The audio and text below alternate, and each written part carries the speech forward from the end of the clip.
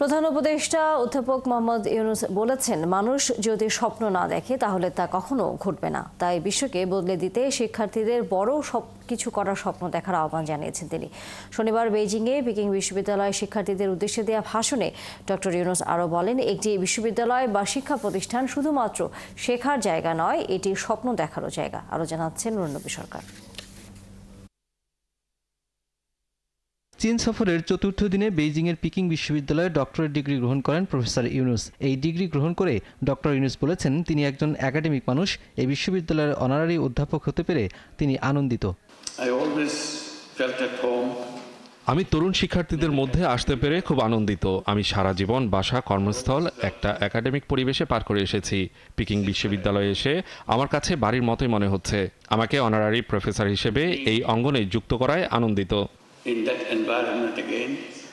Doctor Yunus ইংরেজিতে দেওয়া ভাষণে বলেছেন, অসাধ্য স্বপ্ন বদলে দেয় পৃথিবীকে, আর স্বপ্ন দেখার জায়গা বিশ্ববিদ্যালয়।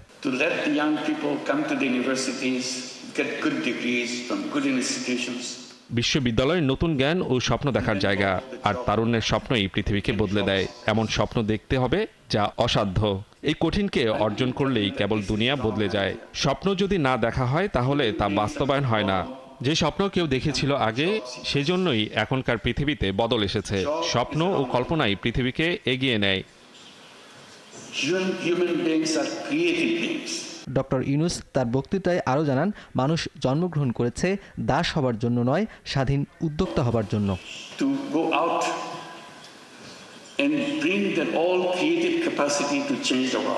বিশ্ববিদ্যালয় তৈরি করে তরুণ দক্ষ জনবল।